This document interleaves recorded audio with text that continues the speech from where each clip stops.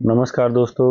आज है 15 जनवरी 2026 और आज हम चर्चा करेंगे देश और दुनिया की उन बड़ी खबरों को जो आपकी आगामी परीक्षाओं और जनरल नॉलेज के लिए बेहद महत्वपूर्ण है। तो चलिए शुरू करते हैं।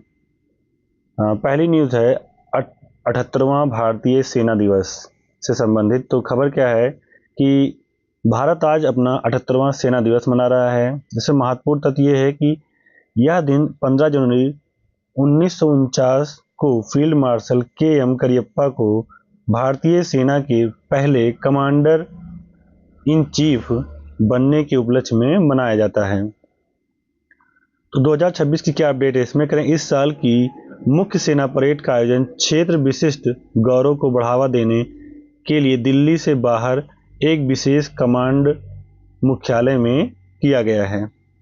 दूसरी न्यूज है पोंगल और मकर संक्रांति उत्सव पर। तो खबर है आज पूरे भारत में फसल उत्सव मनाया जा रहा है। इसमें विविधता क्या है कि तमिलनाडु में पोंगल, गुजरात में उत्तरायण, असम में माघ बिहू और उत्तर भारत में मकर संक्रांति के नाम से इसे जाना जा रहा है। एग्जाम पॉइंट से देखा जाए तो पोंगल त्यौहार सूर्य देव को समर्पित है और यह 4 दिनों तक चलता है। अगली खबर है विश्व आर्थिक मंच से, वर्ल्ड इकोनॉमिक फोरम से, जो कि है दावोस बैठक 2026। खबर है स्विट्जरलैंड के दावोस में वर्ल्ड इकोनॉमिक फोरम की सालाना बैठक चल रही है। अगर भारत का पक्ष देखें तो भारतीय प्रतिनिधि मंडल ने डिजिटल पब्लिक इंफ्रास्ट्रक्चर और 2026 में भारत की 7% से अधिक अनुमानित विकास दर पर वैश्विक निवेशकों को संबोधित किया। अगला देखते हैं भारत का ग्रीन हाइड्रोजन मिशन 2026। तो खबर है सरकार ने 2026 के अंत तक हरित ऊर्जा उत्पादन के नए लक्ष्य निर्धारित किए हैं। लक्ष्य क्या है? भारत का लक्ष्य 2030 तक 5 million metric tonne green hydrogen उत्पादन की क्षमता विकसित करना है, जिसमें 2026 एक महत्वपूर्ण माइलस्टोन वर्ष है। अगली न्यूज है खेल ऑस्ट्रेलियन ओपन 2026 का आगाज। तो खबर है टेनिस जगत का साल का पहला grand slam Australian open Melbourne में शुरू हो चुका है। खास है कि भारत के युगल खिलाड़ियों और उभरते हुए सिंगल्स खिलाड़ियों पर इस बार खास नजर रहेगी। अगला है रक्षा क्षेत्र में स्वदेशी ड्रोन तकनीकी पर खबर।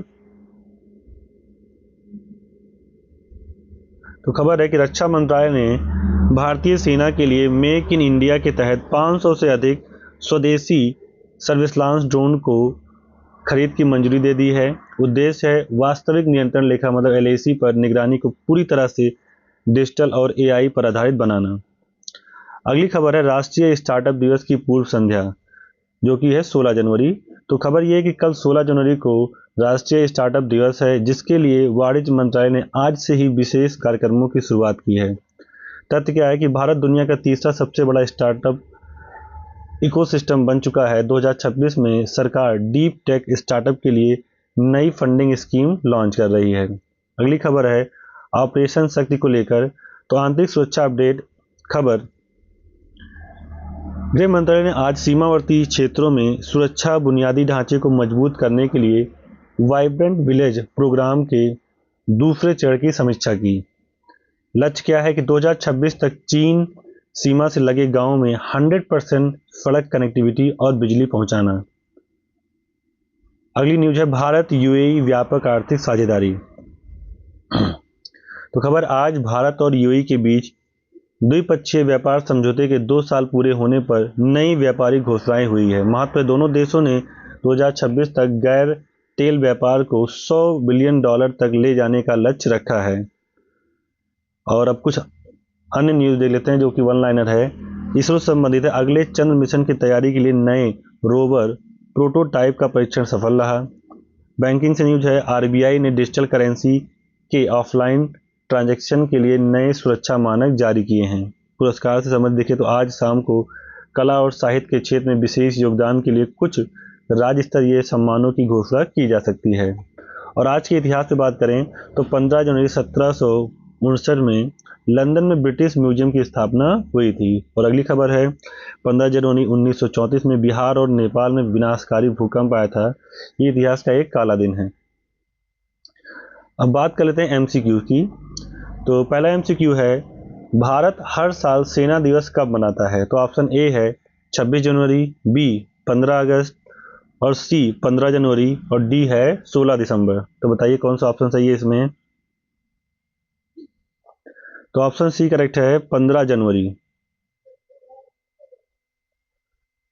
तो यह दिन 1949 में फील्ड मार्शल के.एम. करियप्पा के भारतीय सेना के पहले कमांडर इन चीफ के रूप में पदभार संभालने की याद में मनाया जाता है। अगला देखते हैं, 2026 में 78वें सेना दिवस परेड का आयोजन दिल्ली से बाहर किया गया। भारतीय सेना ने यह पहल क्यों शुरू की है? ऑप्शन ए है दिल्ली में जगह की कमी के कारण, बी सैन्य परंपराओं को देश के विभिन्न हिस्सों में ले जाने और क्षेत्रीय गौरव को बढ़ावा देने के लिए, सी दिल्ली में सुरक्षा की कमी के कारण, डी सेना मुख्यालय के अनुरोध पर। तो बताइए कौन सा ऑप्शन करेक्ट है इसका? तो बी ऑप्शन करेक्ट है, सैन्य परंपराओं को देश के विभिन्न हिस्सों में ले जाने और क्षेत्रीय गौरव को बढ़ावा देने के लिए।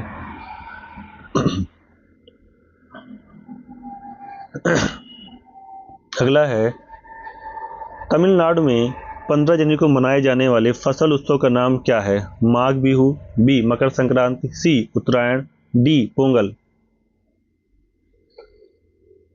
तो इसका ऑप्शन डी करेक्ट हो जाएगा, पोंगल। ठीक है।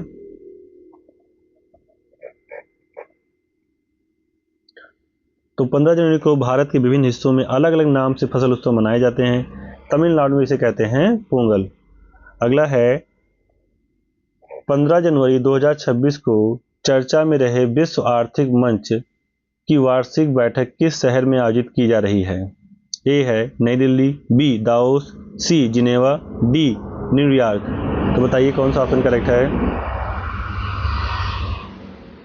तो इसका ऑप्शन बी करेक्ट हो जाएगा, दाओस। तो WEF मतलब वर्ल्ड इकोनॉमिक फोरम की सालाना बैठक स्विट्जरलैंड के दाओस शहर में होती है, जहां वैश्विक आर्थिक मुद्दों पर चर्चा होती है। अगला है, रक्षा मंत्रालय ने हाल ही में मेक इन इंडिया पहल के तहत भारतीय सेना के लिए किस प्रकार के उपकरणों की खरीद को मंजूरी दी है? ए है लड़ाकू विमान, बी पनडुब्बियां, सी स्वदेशी सर्विलांस ड्रोन्स, डी मुख्य युद्धक टैंक। तो ऑप्शन सी करेक्ट हो जाएगा, स्वदेशी सर्विलांस ड्रोन्स। यह निर्णय LAC पर निगरानी क्षमताओं को बढ़ाने और रक्षा क्षेत्र में आत्मनिर्भरता प्राप्त करने के लिए लिया गया है। अगली देखते हैं MCQ। भारत सरकार 2030 तक 5 मिलियन मीट्रिक टन क्षमता हासिल करने के लक्ष्य के साथ किस ऊर्जा स्रोत पर ध्यान केंद्रित कर रही है? ए है सौर ऊर्जा, बी पवन ऊर्जा, सी परमाणु ऊर्जा, डी है green hydrogen. D option correct हो जाएगा, ग्रीन हाइड्रोजन। राष्ट्रीय ग्रीन हाइड्रोजन मिशन भारत की ऊर्जा सुरक्षा और जलवायु परिवर्तन लक्ष्यों को प्राप्त करने के लिए एक प्रमुख पहल है। अगला देखते हैं, जनवरी 2026 में चर्चा में रहा स्वरेल क्या है? तो ए ऑप्शन है एक नई high speed train, B railway का एकीकृत सुपर ऐप, सी एक रेलवे सुरक्षा कवच तकनीक और डी है सौर ऊर्जा से चलने वाला रेलवे स्टेशन। तो इसका बी ऑप्शन करेक्ट हो जाएगा, रेलवे का एकीकृत सुपर ऐप। ठीक है, ये रेलवे का एकीकृत सुपर ऐप है। कह रहे हैं भारतीय रेलवे ने यात्रियों की सभी जरूरतों जैसे ticket booking, live train tracking, खाने का ऑर्डर और शिकायत निवारण को एक ही प्लेटफॉर्म पर लाने के लिए स्वरेल सुपर ऐप लॉन्च किया है। अगला देखते हैं, किस राज्य सरकार ने हाल ही में माना मित्र नामक भारत का पहला व्हाट्सएप आधारित शासन पोर्टल लॉन्च किया है? A option Telangana, B Andhra Pradesh, C Karnataka, D Tamil Nadu. तो इसका ऑप्शन सी करेक्ट हो जाएगा, कर्नाटक। तो आंध्र प्रदेश सरकार ने, सॉरी इसमें आंध्र प्रदेश है करेक्ट, आंध्र प्रदेश सरकार ने तकनीकी नवाचार करते हुए मानव मित्र सेवा शुरू की है, जिसके जरिए नागरिक 161 सरकारी सेवाओं का लाभ केवल व्हाट्सएप मैसेज के माध्यम से उठा सकते हैं, जिससे सरकारी कार्यालयों के चक्कर काटने की जरूरत कम होगी। अगला है, जनवरी 2026 में विलो नामक क्वांटम प्रोसेसर किस कंपनी द्वारा पेश किया गया है? ऑप्शन ए है IBM, B Microsoft, C Google, D Meta. तो इसका ऑप्शन सी करेक्ट हो जाएगा, गूगल। ऑप्शन सी करेक्ट होगा, गूगल।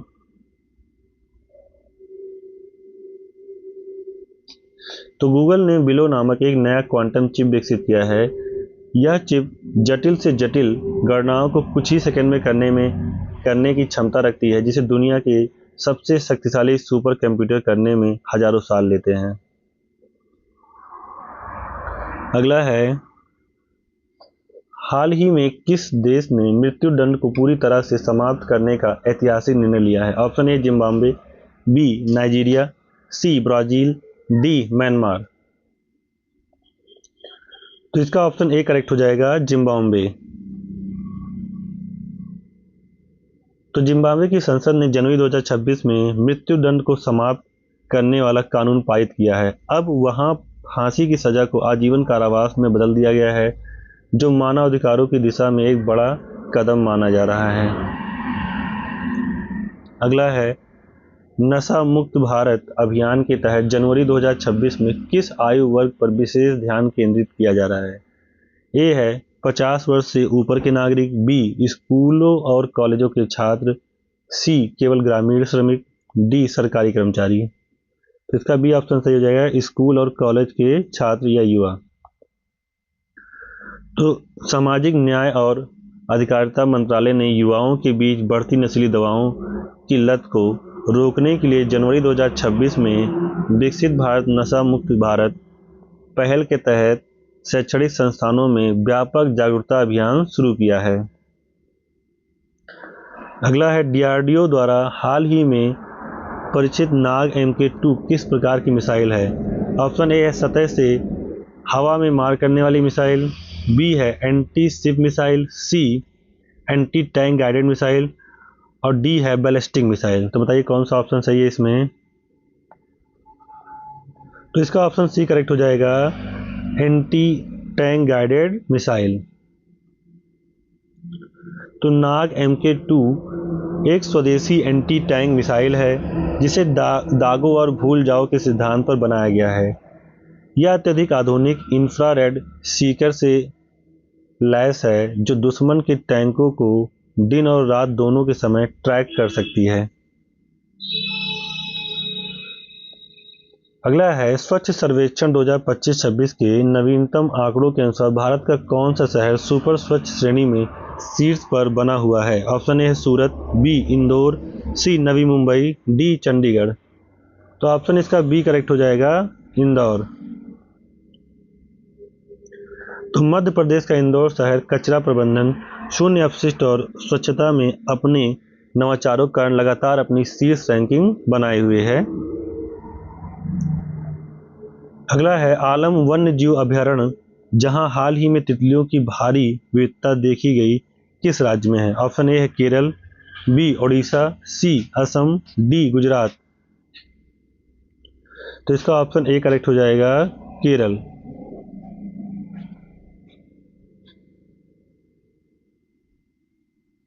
तो केरल के कन्नूर जिले में स्थित इस अभयारण्य में तितलियों की 200 से अधिक प्रजातियां पाई गई। जनवरी 2026 में इसे तितली संरक्षण के लिए एक प्रमुख केंद्र के रूप में पहचाना गया है। भारत सरकार ने SAF मिशन का मुख्य उद्देश्य क्या है? नंबर ए सुरक्षित बैंकिंग सेवा, बी टिकाऊ विमानन ईंधन को बढ़ावा देना, सी महिला सुरक्षा अभियान और डी है समुद्री खाद्य निर्यात बढ़ाना। तो इसका ऑप्शन बी करेक्ट हो जाएगा, टिकाऊ विमानन ईंधन मतलब सस्टेनेबल एविएशन फ्यूल को बढ़ावा देना। ठीक है, बी ऑप्शन करेक्ट हो जाएगा। तो भारत ने विमानन क्षेत्र में कार्बन उत्सर्जन कम करने के लिए कृषि अवशेषों और गन्ने के कचरे से विमान ईंधन बनाने का लक्ष्य रखा है, ताकि 2026 तक अंतर्राष्ट्रीय उत्सर्जन मानकों को पूरा किया जा सके। अगला है, प्रधानमंत्री ने हाल ही में शौलिक जनजाति की प्रशंसा की। यह जनजाति किस राज्य से संबंधित है? ए है राजस्थान, बी कर्नाटक, सी झारखंड और डी है मेघालय। तो इसका बी ऑप्शन करेक्ट हो जाएगा, कर्नाटक। तो कर्नाटक के बिलिगिरी रंगनाथस्वामी मंदिर टाइगर रिजर्व में रहने वाली शोलिका जनजाति अपने पारंपरिक तरीकों से बाघों और वनों का संरक्षण करती है, जिसकी सराहना राष्ट्रीय स्तर पर की गई है। अगला है, वर्ल्ड मॉन्यूमेंट्स वॉच 2026 में शामिल ग्वालियर किला किस राज्य में स्थित है? ए है राजस्थान, बी मध्य प्रदेश, सी उत्तर प्रदेश और डी महाराष्ट्र। तो हो जाएगा बी मध्य प्रदेश। का बी ऑप्शन करेक्ट हो जाएगा, मध्य प्रदेश। मध्य प्रदेश के ग्वालियर किले को इसकी अद्भुत वास्तुकला के संरक्षण और वैश्विक पहचान दिलाने के लिए वर्ल्ड मॉन्यूमेंट फंड की 2026 की सूची में शामिल किया गया है। अगला है, मेरा युवा भारत पोर्टल का मुख्य लक्ष्य क्या है? युवाओं को पेंशन देना, बी युवाओं को स्वयं सेवा और राष्ट्र निर्माण से जोड़ना, सी विदेश यात्रा के लिए ऋण देना, डी केवल खेल प्रशिक्षण प्रदान करना। तो इसका ऑप्शन बी करेक्ट हो जाएगा, युवाओं को स्वयं सेवा और राष्ट्र निर्माण से जोड़ना। यह पोर्टल युवाओं के लिए एक सेतु के रूप में कार्य करता है, जहां वे सरकारी कार्यक्रमों, स्वयं सेवा के अवसरों और कौशल विकास पाठ्यक्रमों से सीधे जुड़ सकते हैं। अगला है, भारतीय सेना द्वारा हाल ही में तैनात सक्षम क्या है? ए है एक नई पनडुब्बी, बी स्वदेशी एंटी ड्रोन ग्रिड, सी एक लंबी दूरी की तोप, डी एक सैन्य अस्पताल नेटवर्क। इसका ऑप्शन बी करेक्ट हो जाएगा, स्वदेशी एंटी ड्रोन ग्रिड।